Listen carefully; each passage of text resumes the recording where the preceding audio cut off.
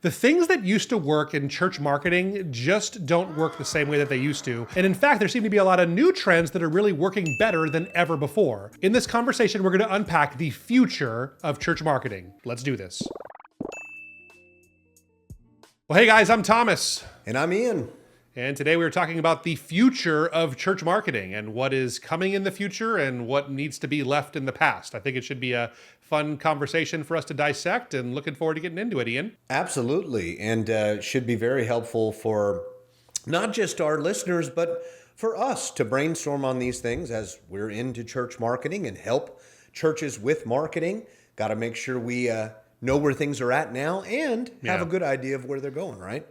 Absolutely. I think one thing to say as a caveat is that these are not going to be blanket rules for all churches in all circumstances at all times for all of history. This is kind of like looking at trends. Obviously a church of 20 people will probably have different strategies that work well than a church of 2,000 people. And just the nature of it, a church that's in a rural community will have different trends that are than what's working in a urban area. So we say that as a bit of a disclaimer, but just to give you kind of some things that we're noticing by and large of what's working, what isn't, and talking about some of those trends. And I think what we'll do is we'll just kind of go through some of the things that we're seeing. Yeah. And then we'll kind of offer you our take on them, whether they are good for today or something we should get rid of. So should be good. We basically have a list of trends that we'll walk through here, and definitely I'll begin asking you about some of those, Thomas, so we can jump right in. Go for it. Yeah. So first one is engaging members or your community on social media, specifically Facebook, Instagram, and TikTok. Okay. So there was a time where when you were connecting with people on social media, it kind of was like a cool thing to do to let people comment on your stuff, but never comment on theirs, I guess. So like a church would like receive comments, but like the cooler you were, the less you had to comment in other places.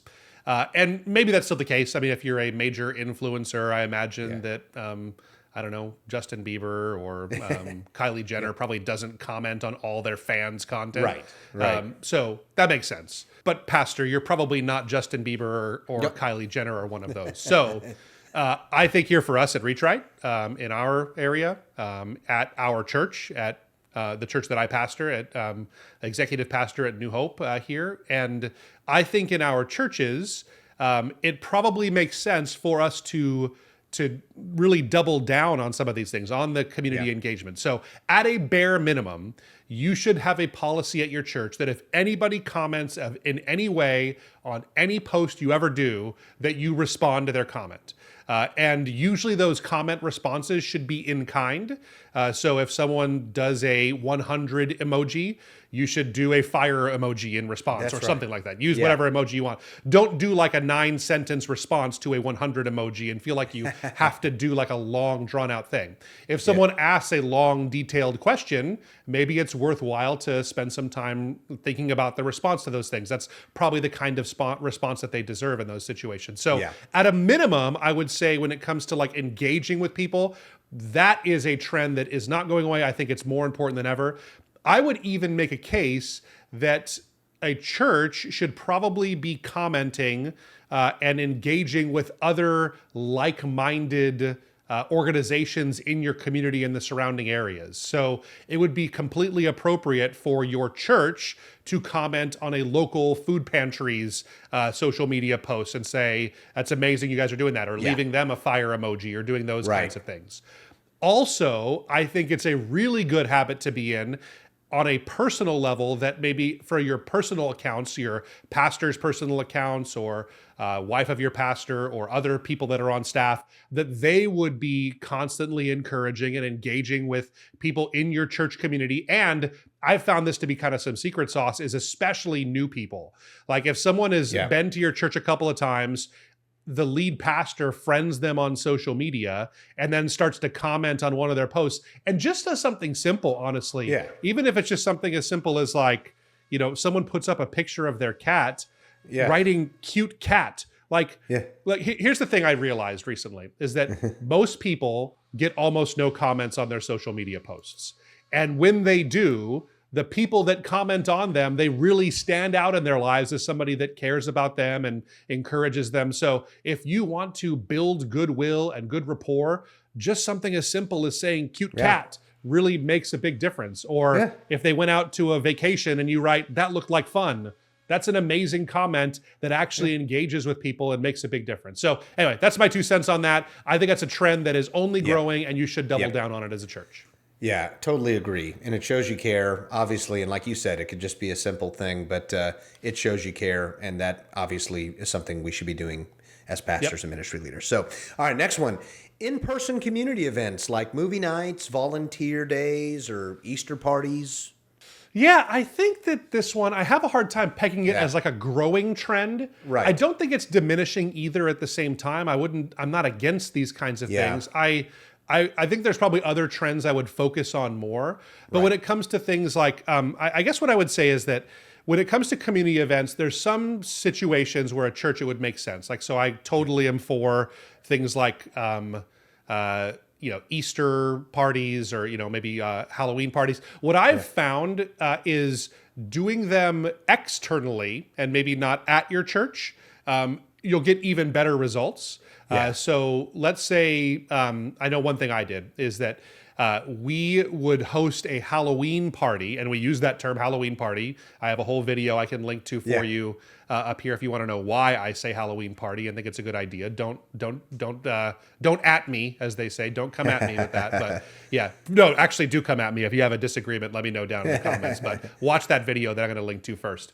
So, when it comes to community stuff, I think you're better off doing it publicly as opposed to on site, if your goal is to reach more people and do marketing and outreach type events, right?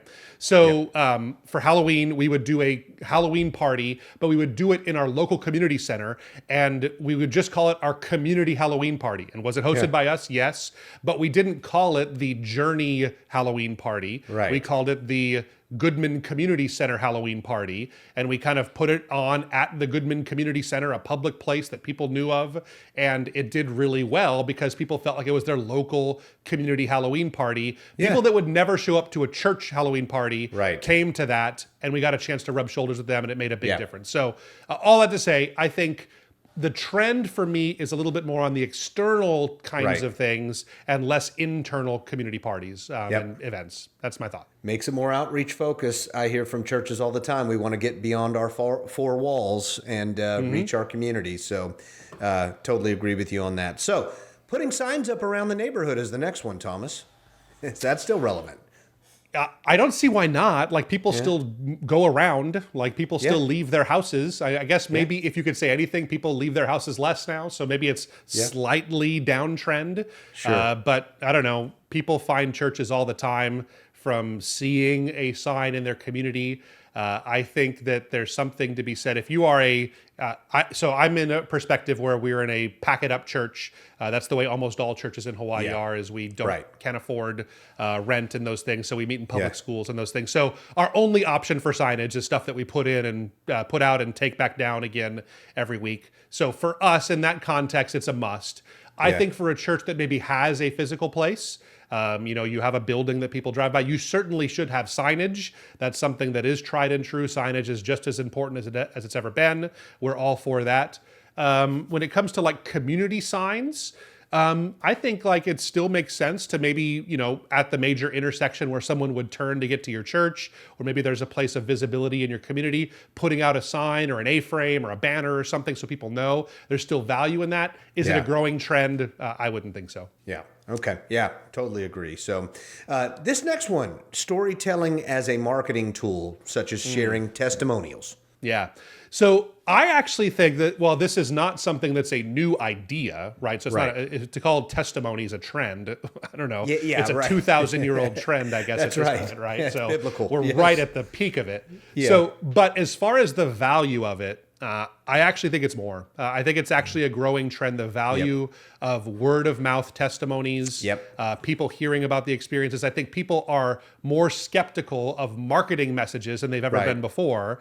So the only way to combat that is with actual personal real testimonies. So one of the things that we encourage churches to do, and this is so out of left field for a lot of people, is taking a look at people's reviews that people are leaving for your church. And what if we thought of reviews, as weird as it sounds to review a church, what if we thought of those as just Google's invitation for people to write testimonies about our church and their experience there?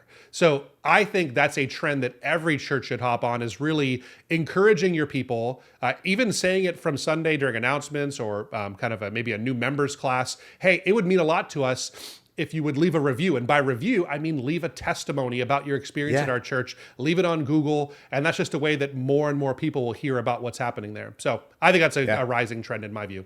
Totally agree. It's just like what we see here at REACHRIGHT. It's one thing if we say, we're going to serve your church, it's going to benefit you this way, but if another church we work with says that about us, more value in that. Much better. We take that all day, right? Absolutely. Absolutely. So, all right, next one's content creation to draw in new visitors, like, TikToks, podcasts, YouTube channels.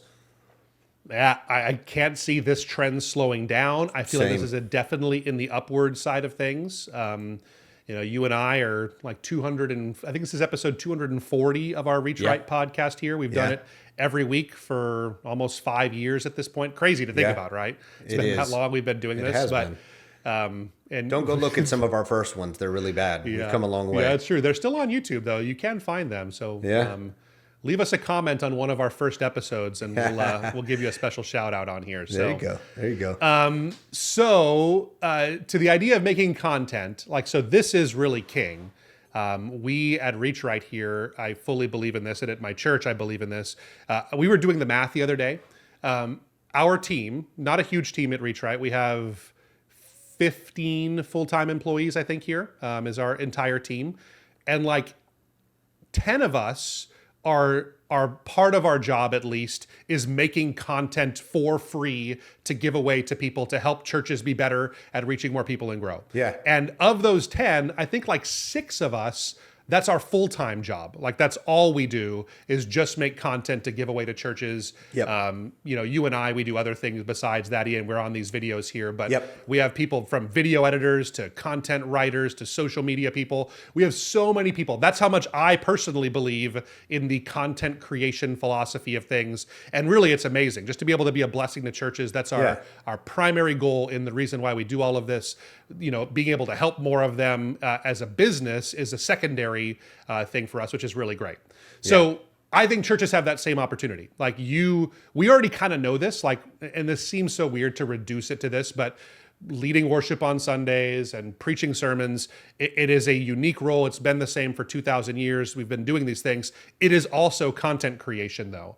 And so we are making content when we preach sermons, but finding new ways to repurpose that, put that out there, doing podcasts, making them into TikTok videos, all that, having a YouTube channel you invest in, only a rising trend. And I think it's especially valuable because we're already doing this stuff as churches anyway. Yep, totally agree. So this next one, though, I'm very interested to hear your thoughts on live streaming services. And it's important to note now that we're a few years out from COVID. Right. So yeah, in March and April of 2020, I think live streaming services was the best trend of all time when it came to trends of doing marketing for churches and reaching people. Yeah. So this is definitely one of those that I think that caveat I gave at the beginning, for all churches in all circumstances, is it valuable? Yeah. I would say no. And now I want to say this too. I'm talking about it in this conversation specifically from a marketing perspective, because that's the topic, is it good for marketing? You could make a case that it's good for helping shut-ins and those kinds of things, or people that can't come to church. That's true. It would be valuable to people that can't make it, and I don't dispute that. We have done several other videos. I'll link to one of them here about why, as a general rule, I think most churches are overdoing it still, but if they're continuing to live stream. So do watch that. We'll go in deeper on that. But from a strictly marketing perspective, I think a church The average church, like so churches that are non-mega churches that don't have really high production value, I would say having a live stream actually hurts you more than helps you, because someone would see a non-well-produced version of a Sunday experience. That's right. That would actually deter them from actually digging deeper in, because there are so many great live stream services or video content out there. It's really hard to match other things that are out there if someone's just looking for that kind of content from a marketing perspective. So I guess the caveat is, unless you really invest, and I'm talking several people, tens of thousands of dollars, and really nail the production value, I think that live streaming your services from a marketing perspective might be a net negative and not a net positive. But what do you think, Ian? I don't know. You just reminded me, I had a conversation with a pastor yesterday, and he asked me, he goes, I have a question for you. And he says, almost every church I come across online now is doing live streaming. We're not doing it. Are we missing the mark there? And I asked him a question. I said, how were the majority of those live streams? What was the quality like? And he goes, they were really bad. And I said, well, there you go. Yeah. So I totally agree with you. So again, unless you're investing a lot, and again, we're saying this for marketing purposes as well. But let me say this too to Ed. So every time we talk about this, we always get a comment about how I disagree with you on this, and that's okay. Yeah. That we welcome disagreement. I think the thing you need to hear is that because of what you just said, Ian, most churches are not able to execute it in a way that reflects well on them, on their brand, and ultimately the Lord. I think that's why we recommend that for most churches, it's not a good way to do it. Now, please hear me. This is live streaming. So video on demand, publishing your sermons. Podcast, we're all for that kind of stuff still. Absolutely do it. But when it comes to live, especially when it comes to the worship, it's so hard to execute that well and get a good mix and do all that stuff. So unless you can really feel confident about the quality of that product, I think that it probably is a no-go from a marketing perspective. Yep. And that's a good segue into this next one, Thomas. What about sermon clips, i.e. on TikTok, Reels, Shorts, etc.? Okay, so I think that this is still a great trend. I think it's still very valuable. I think you should do this. I think that the trend has peaked, and I think it's on the... I don't even know if it's on the decline, but it's at a point of saturation. Yeah. So we've been in this game helping churches do it. We have a service that does it for churches. We also do it ourselves. And I can tell you just from the numbers that we have reached kind of the maximum reach that you could have had on these, because it's just so competitive at this point now. And I don't mean competition with churches like that. There's still not enough church content on there. But I think just competition for eyeballs when it comes to this. There's so many people producing TikTok videos and Reels and Shorts and those kinds of things that your ability to reach people efficiently, and it used to be you could put out a video and churches that were reaching 5,000 people per video are now reaching more like 2,000 or 1,500. And there are anomalies in this, and sometimes they do better than others, and I'm not saying that that's not the case. But so to it being a trend, should you still do it? Yes.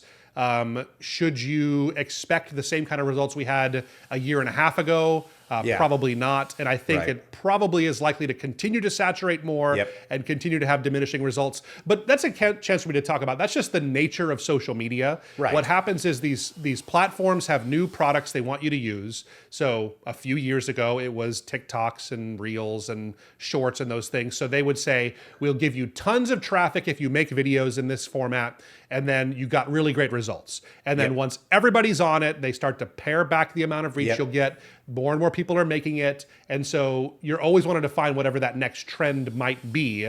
And so all I'm saying is that while you should still do it, just know that the results will probably continue to diminish in this area. Yep. No, totally agree. Next one, radio spots. They still a thing? Are they going to be a thing?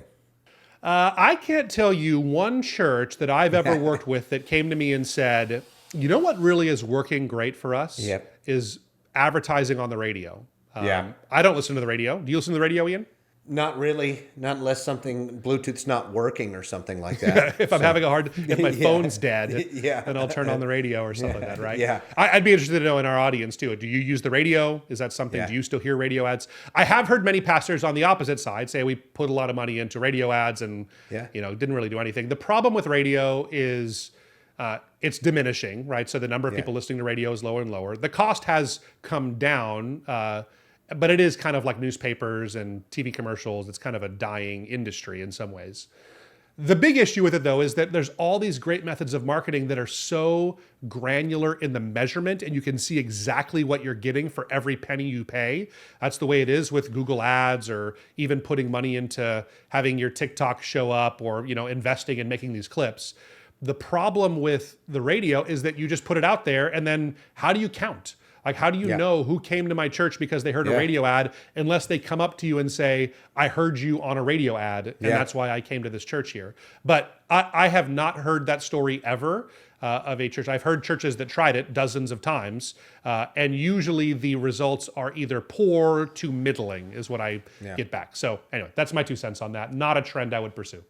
I have a funny thought of someone saying, yeah, I heard you on my favorite Christian radio station and an advertising for your church, and I left my home church for you guys.